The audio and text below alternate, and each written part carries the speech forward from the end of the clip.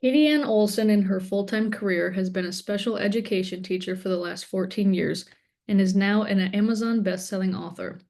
Through navigating her husband's traumatic brain injury in May of 2020, she saw the gap of representation of traumatic brain injuries in children's literature when she was trying to explain to her two young children what was happening to their dad. She went on the quest to publish her first children's book, The Resilient Brain: Understanding Traumatic Brain Injury for Kids, to help families like her own navigate this invisible injury alongside building awareness to even the youngest readers and their families. Please welcome Katie Ann Olson. Hi, everybody. I'm just looking at the chat and just seeing where everyone's coming from and their backgrounds, and it's been really awesome to see so many a variety of people here today. So thanks for taking your lunch hour today to be here and just learn a little bit about how to educate children in our community about traumatic brain injury. I'm excited to be with you all this afternoon. So a little bit about me as they eloquently introduced me. I live in the northwest suburbs of Chicago. I've been a special education teacher, like Lexi said, for the last 14 years. And in my career, I've been really passionate about disability awareness and education. That's kind of been a big part of who I am as a teacher.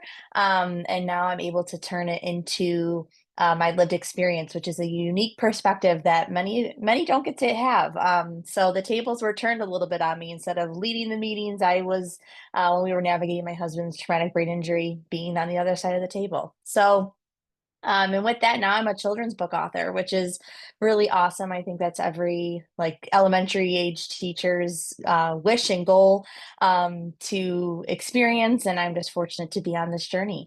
A little bit about my education. Like I said, special education's really been pivotal of who I am in my career. I received my undergraduate from Illinois State University. So I'm with you all in the Midwest with that, and received my master's degree, again, focusing on special education. And then getting an endorsement in ESL, and then didn't stop there. Got my postmaster's degree, kind of looking more on the administration side of it and the special education law side of it, and got my director of special education. So pretty much who what I've been in my career has involved special education. So it's been a really great ride so far, and I can't wait to continue my career that way.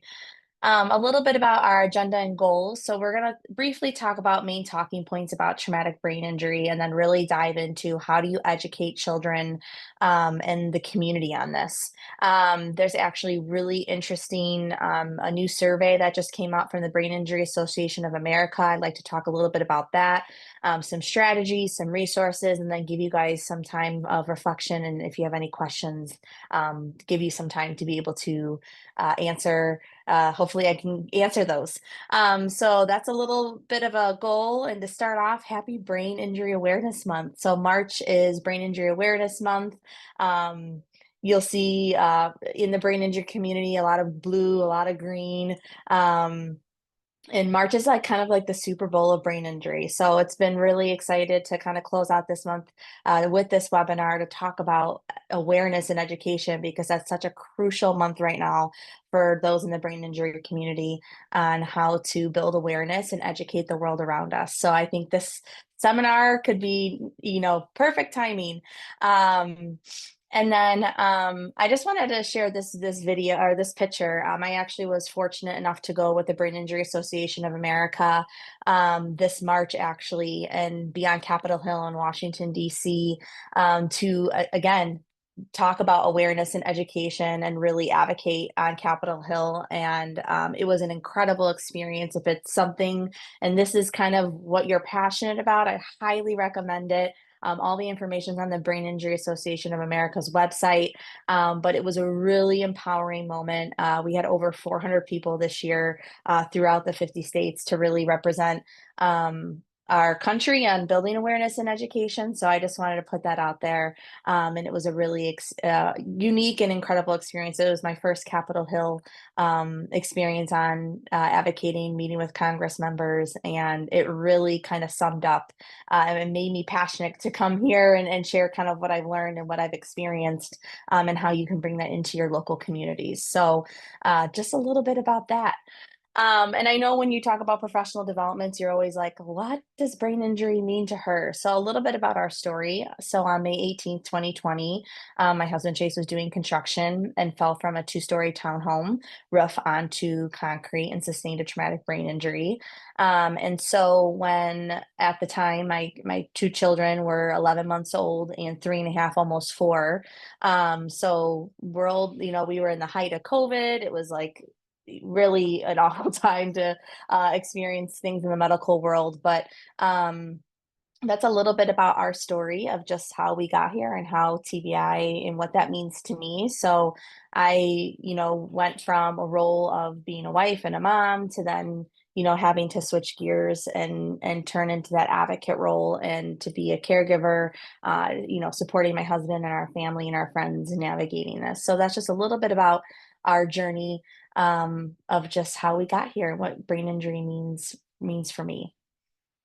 And a lot of times people ask, how did the resilient brain come to be? How did you start this journey? I think writing a children's book is a really awesome experience, but I think for me, this was kind of a heart project for me because I realized, at the time, like I said, my daughter Piper was 3.5, almost 4, and our son Caden was 11 months, and I was really trying to find resources to support them and help navigate those conversations. And I think in some sense, my career prepared me to know what was happening and to kind of know about TBI and to kind of know about what the journey possibly looked like. But I think it's much harder when you're navigating those conversations with someone that is the most precious person in your lives and having to uniquely put it into your own life now.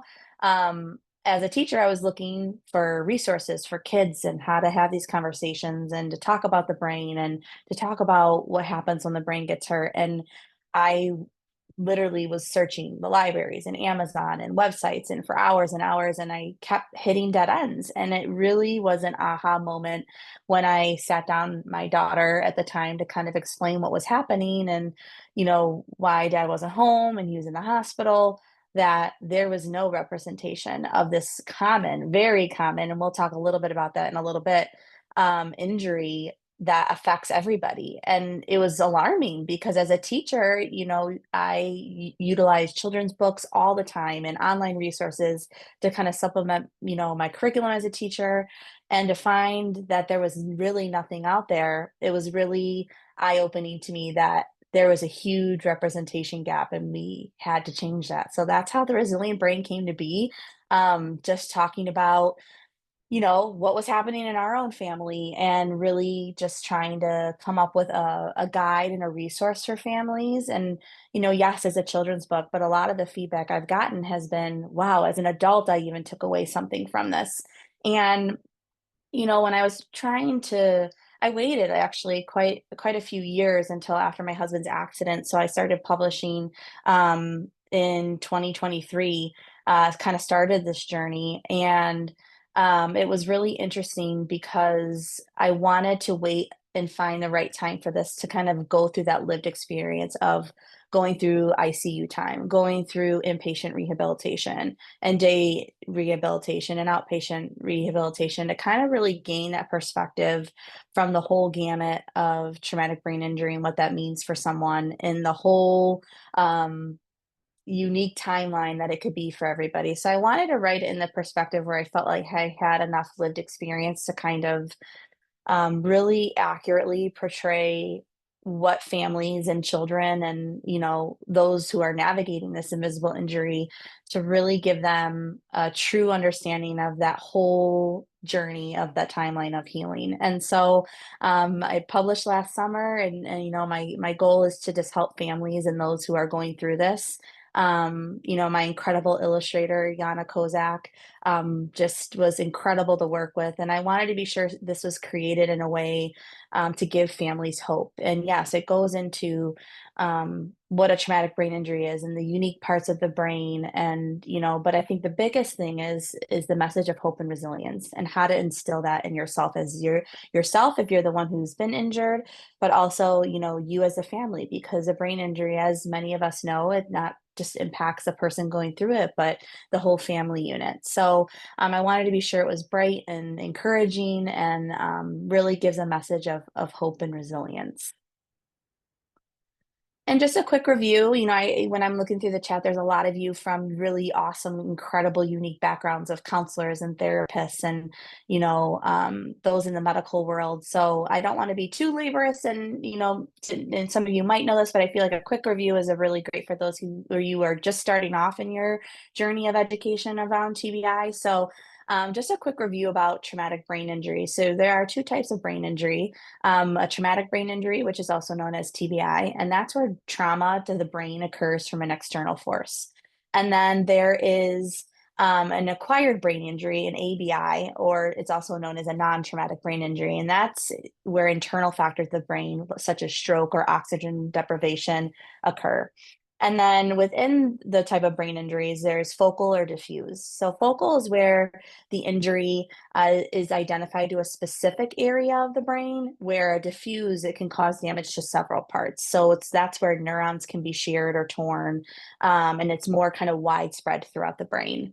And then a big recent, a big celebration actually in the brain injury community is brain injury has been identified as a chronic condition, which has been hugely a part of the advocacy work that we've been doing through the Brain Injury Association of America to really give the world and those in the medical field to identify that this is a lifelong chronic condition that can impact people throughout their whole life. So this has been a huge recent celebration to identify brain injury as a chronic condition because it validates the everyday struggles that our loved ones and those that we know who are navigating this injury, the identification that it truly deserves. And I think it builds more awareness on how this can impact people medically, but also social emotionally. So this has been a huge celebration in the brain injury communication that's more recent.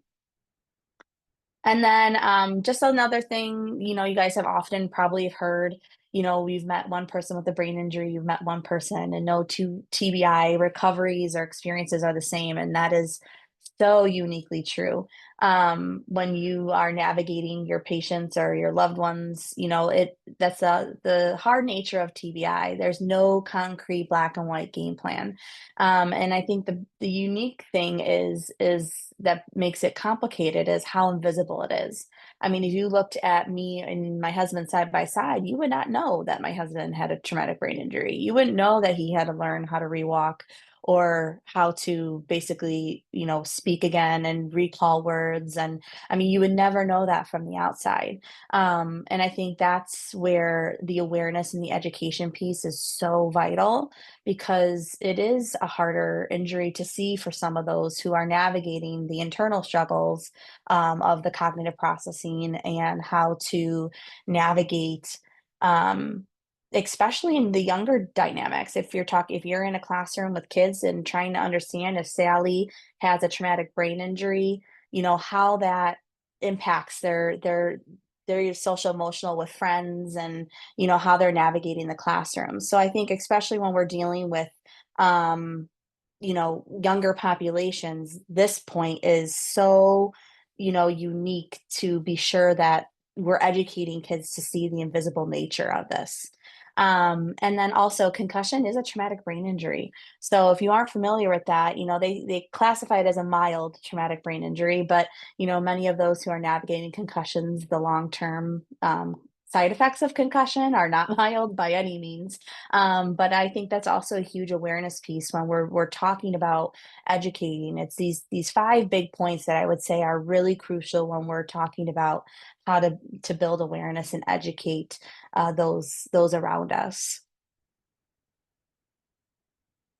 And then here's some new statistics actually that just came out through the Brain Injury Association of America this year. And this actually came out ironically when we were at Capitol Hill.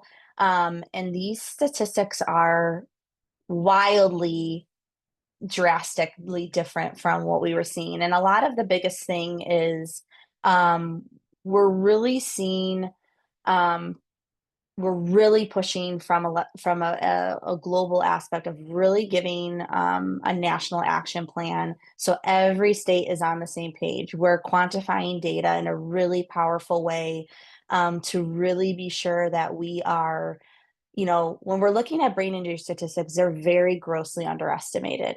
And I think there's no consistent way because there's many people who do not seek care from the emergency room, which is a big area where statistics that we collect are coming from. But also, many people, especially when it comes to concussions, don't get the care because they're like, oh, I slipped. I'm embarrassed to go to the emergency room. I don't want to, make it a big deal. And so, when we're looking at these statistics, it's probably actually very more um, higher than what we're actually really seeing. And this has been a big new push because it came out that at least 64 million adults have reported to experience at least one or more TBI in their lifetime. That is drastic. And that's just adults only. And so when we're really looking at these numbers, it was really eye-opening when we're really looking at this because, our numbers are growing and we're starting to get kind of more comprehensive look at really how much this impacts our world around us, not just adults, not just kids, not just elderly, but really looking at, how many people are truly impacted by it.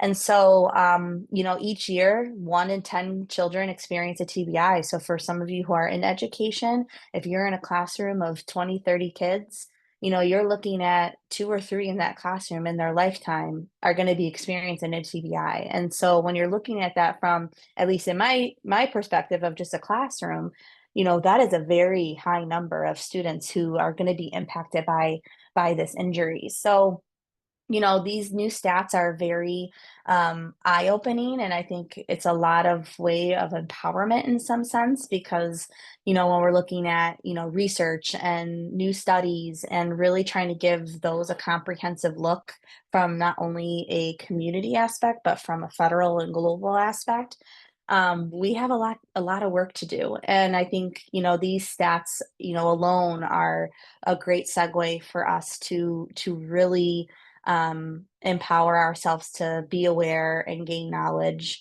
And all of this information and all these informations are through the Brain Injury Association of America, so you can download these for yourself. But these are really great resources to look over and peruse and include as part of your education awareness when you're having conversation with people, because I think it's very eye opening for our world to see, hey, this is impacting our world around us, and no one is excluded from the chances of receiving a TBI. So that's just a little bit about some new statistics. And actually, also the Brain Injury Association sent out a national survey, and the survey was actually so wildly eye-opening because when we're looking at brain injury, and I shared the link to here because when we're looking at statistics, it was a really interesting one. And I know I talked about how, a brain injury is an invisible injury, but in this survey, this new survey that went out, about 3 in 4 US adults recognize that a brain injury can develop into a chronic health condition, which is awesome. It's great that over 75% of people acknowledge that. But on the flip side, of that percentage, only a little less than 1/3 believed brain injury to be an invisible injury or a hidden disability. So that new survey really showed that we have a lot of work to do. It was a really interesting, unique way for us to kind of see where our information, where our community and those are where they're comfortable at. In 81% of the adults in the US didn't recognize concussions as traumatic brain injuries. That was another big finding. um, and about and the other unique part was they're talking about, fewer than 1 in 4 adults reported being screened for brain injury during visits.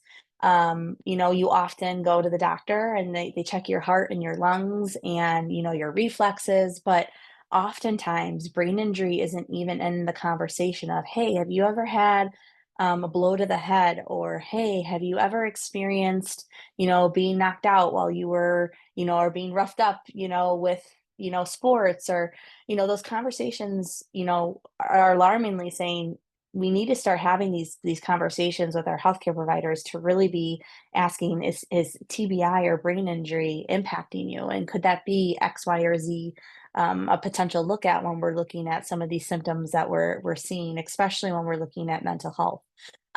So I think that's really an alarming number of those perceptions of those who took those survey. And then the other big two um, points were, like I shared, people were, while they recognized brain injury as a chronic condition, they also weren't also recognizing that it could be an invisible injury. So again, this is where these misinformation or misconceptions around brain injury, it makes our education as providers and healthcare providers and just those navigating this injury with our loved ones or friends to really be empowered to advocate on how do we build this awareness, so we are building this light on this invisible injury. So those are some really, there's a ton more of information, so again, you can find that information on the Brain Injury Association website. But this is why this is so important, especially for a webinar like this, especially during Brain Injury Awareness Month, because the new data shows us that there's a lot of misconception and much needed education on brain injury. When we look at, when we do better awareness and when we provide really meaningful and impactful education, it limits misconceptions. It gives healthcare providers better identification and better care outcomes. It helps those going through it to advocate better for their medical appointments, to share and be able to feel validated and not just, oh, it was just a bump on the head, you're okay. It empowers people. And I think, it gives those support when people around us in our communities are more understanding. It allows those who are navigating this more support and understanding, which I think is even more vital. So why this is important and why do we educate children, and how, right? A brain injury is so complex and unique. How do you even begin this? And I think for me, that was my big goal and hope was, how do we make this complex injury, which can be so uniquely individualized for each person? How do we go about educating, especially even our youngest learners? And I think the biggest thing is really helping them understand what the brain does for them every day. I mean, even as an adult, right? I even took my own brain for granted, knowing how much my brain does for me on a daily basis. And it took me navigating my husband's brain injury to really be like, wow, like my brain is powerful and it is giving me this incredible life. And I think really honing in on that, on your brain is the reason you are walking and you're breathing and you're talking and you're singing and dancing and riding your bike, really giving that knowledge of how much their brain is literally the importance of how it's letting them live every single day. I think that's most important because when we talk up the importance of our brain, it allows us to see the importance of protecting it. And really, when you go into talking about educating on brain health and safety, like wearing a helmet, I think this is even more crucial when we're talking about teenagers, right? It's not cool to wear a helmet. It's not cool to be the only one of your friends group, wearing this not cool thing. But when you start these conversations young and you see the value of why it's important, because if you don't, there's serious consequences if you were to get injured and didn't have it protected. And don't get me wrong, there are accidents that happen where people are wearing a helmet and it the outcomes still weren't great, but it at least helps. And I think when you're not shying away from the language to explain the important functions that our brain does, and you make it relatable to them and say, hey, this is the part of the brain that's helping you see the words, the occipital lobe, and this is how, the part of you hearing me read the book out loud to you. I think when you're making those connections and making it relatable to them, I think it's really important. I think this is something that I learned in my experience was I don't think I nailed that conversation with my daughter, when she was 3.5, looking at me, wondering when's dad coming home. But I think the most valuable information was I told myself as a mom, and I was wearing my mom and my teacher hat, was I wanted to be as upfront as I can and real and as much as I could and honest. And I think that started with building that education because regardless of what anyone's outcome is in those early moments, there are still going to be conversations when your loved one or someone that you know who's navigating this is going to come home, and having that knowledge ahead of time and really having that resource, which is why I created the resilient brain, was to really be like, these are things that we might have to navigate, and these are the people that Sally or John or mom, dad, or your aunt and uncle or grandma and grandpa, who are going to be with at therapy, and the physical therapy is helping them get strong, and the speech pathologist is helping them get their words back and helping them swallow or eat again. And a lot of those conversations I think sometimes are overwhelming because we think kids can't understand that. But from my experience alone as a teacher and as a mom who went through this, they do understand. It's just making it relatable to them and making it in a really easy, friendly way to help kids understand that. And that was really my goal and my mission of the Resilient Brain, was to literally almost let it be a resource or a guide to help families be able to have those conversations in a kid friendly way that anyone could understand. And I think that was really the most powerful part, of just building that awareness, talking about the different parts of our brains, talking about what the rehab journey is like. And also, part of the book goes into how you might feel. There are many emotions when you see someone you love go through a brain injury, and that doesn't just end at, the hospital time. There are tons of different emotions that you might go through as kids, seeing a mom or a dad or someone that they know go through this, or even a really close friend, be really scared at first and really sad, but also happy that they're alive, and how to work through those emotions and validate that, because the journey of brain injury is very ebbs and flows. There's good days, there's bad days, there's days in the ICU where you're wondering if this is it, or there's days where you're like, oh my gosh, they made huge gains. And really just giving that space for kids to talk about that, and even adults, right? Even adults have to navigate this, the turbulent times of brain injury, to really empower them to be able um, to talk about it in a way that supports them. Because I think so much of brain injury, you're focusing on the the right away, the physical therapy of getting them walking and talking and cognitively, really getting their brain working. But there's also that social emotional side of it, that the trauma impacts you and it impacts the person going through it, and how to help support families and kids in our community, and how to build resilience in a really hard time, because I think resilience isn't easy. It's not an easy choice that you make. It is a very conscious decision to make. And I think the unique part of this book is it gives you, the resources and education on brain injury, but it also helps you through that social side and that emotional side of it, of how to build resilience and how to find support with people that you love, and different examples of how you can be resilient, when you're facing something like this. So, I think when you're having these important conversations, it's really crucial to really, hey, this is just a quick fact sheet of what a brain injury is. And if you know the person you're navigating it with, like, hey, their frontal lobe was impacted or their temporal lobe was impacted. These are things that we might see a little bit different, or they might have a little more difficulty with. Because I think when you have the knowledge of what's happening, and allows you to support the person that you're going through it with, a lot more. And it also helps build that awareness to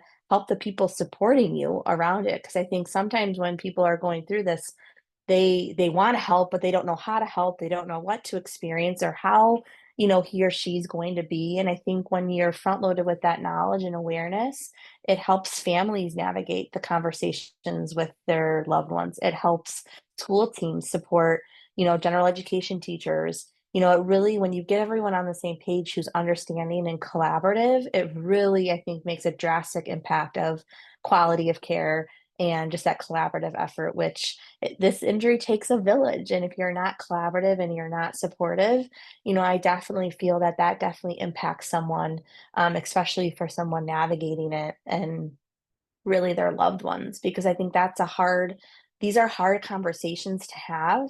But I think when you're honest and relatable, and you are vulnerable at the same time, I think that's really vital to help someone be able to do that. And I think, having resources like this to like the resilient brain, I think is so crucial because like the statistics show, someone is going to be impacted by this on an everyday. We look at our servicemen and women who are in the military. I mean, the statistics alone are alarming. I think the stats were like 500,000 men and women who are coming home from the services have been impacted by TBI.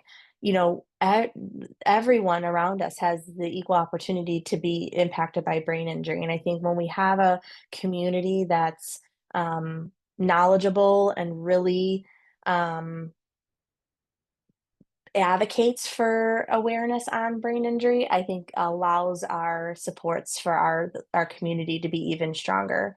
And when I'm looking up at um, my favorite quote is by Maya Angelou, where she said, "Do the best you can until you know better. And then when you know better, you do better." And I think this is such a vital point of what we're talking about is if you don't know any better, you can't support your neighbor or a kiddo in your class or a patient who comes in saying, "I need help navigating this." And I think when you build your repertoire and your prior knowledge of this, it allows us to be able to show the power of supporting those going through it even more. So that's a little bit about just like the journey and just a few pointer tips of my experience, of just how do we navigate this invisible injury. And it is hard. There's a lot out there, and many of you, going through the chat of just your careers, you're navigating these conversations, these hard conversations of those that you're having to utilize. And I think when we're looking at brain injury, it's not just the brain that's impacted. It's the mental health aspect of it. It's the physical, emotional side of it. There's so many layers that go into brain injury, and you guys taking the first step to build awareness and education and share your knowledge and wanting to learn more is taking that step that to do better. And I think each person we can encourage to do better will allow us to bring visibility to this invisible injury, and I think ultimately be more empathetic, be more understanding, and really kind of build a network of support and community for this common injury. So um, that's pretty much it. And, kind of as we're reflecting, I just some thoughts as you're kind of taking all this in, really thinking about what was one thing that you wanted to take away from this presentation, what surprised you, and really when you're taking all this in, asking yourself, what is one way I can start implementing building awareness on TBI? We still have a couple more days left of Brain Injury Awareness Month. So maybe you're taking these next 3 or 4 days and making a post on social media or sharing the new Brain Injury Association America survey or statistics, or sending a newsletter out saying, "Hey, March is Brain Injury Awareness Month. Here are some 5 common themes that we're seeing." I also know on my Instagram as well, I have like my top 5, 10 points pinned on my social media. You can certainly share that out. It's kind of talking about 5 big informational things around brain injury. But really, I just want you guys to start thinking about what are some easy, simple ways that you can start building awareness, or the community that you're in or your workplace, to really start, what are some easy ways that you can start, building that awareness in. So, I'm just so thankful to be here today, and I know we have some time for some questions and some answers, but um, I just am honored to be here today to kind of share a little bit about steps you can take on how to build awareness and how to educate, and kind of give you those resources to be able to be empowered to do that. So, thank you.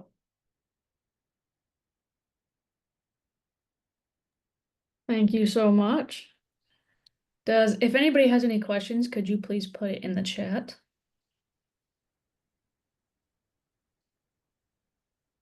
And yes, the CEU's certificates will be mailed or emailed.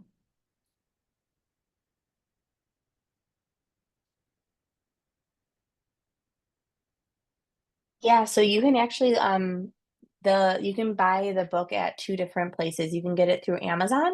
You just Google, or we can send the chat. I can chat it through here. You can get through Amazon or Itasca Books, which is my wholesaler.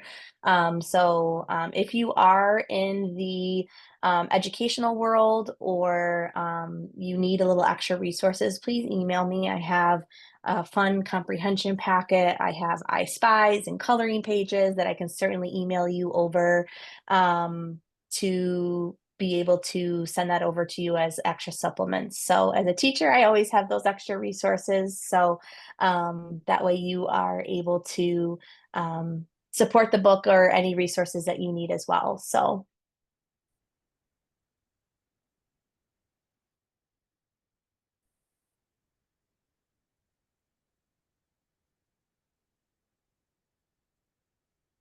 yes, there are many professionals. Yes. Um, it was actually really, I think when you start having these conversations, the question was, there's many professionals who have no idea the long-term impacts of TBI. Yeah, it's drastically I know when we were on Capitol Hill, I was so nervous talking with representatives of Congress, but there was actually so many great, powerful conversations around that, of just sharing our experience and just sharing these kind of quick tips. And there were great, powerful conversations of, wow, maybe some of my friends might have had a concussion that was undiagnosed, and maybe this is how we would, you know, maybe this is why they're struggling with X, Y, and Z. So I think there was a lot of power in just starting those conversations, and really, I think, giving yourself the power to be able to say, hey, this is what a brain injury is and this is how it can impact. And I think especially when we're talking about concussions, I think many people don't want to understand that a concussion has long-term effects as well. But there are many long-term, side effects of a concussion that, can impact someone's every single day. So I think there's a lot of power when we're talking about building that awareness and building that education, because I think ultimately that carries over into um, our own awareness of when we're advocating for our, brain health for sure.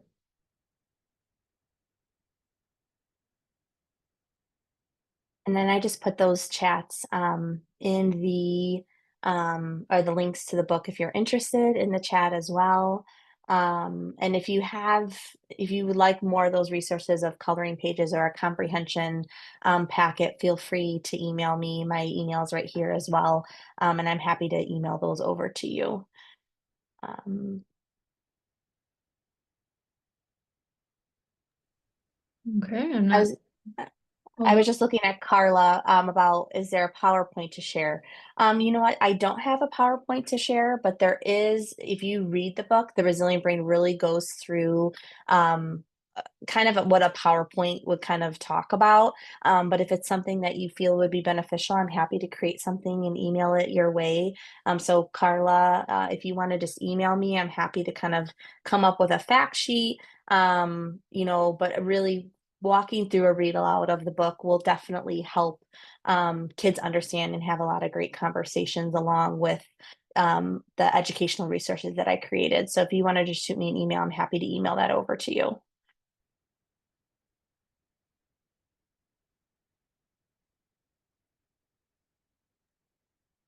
well, thank you so much.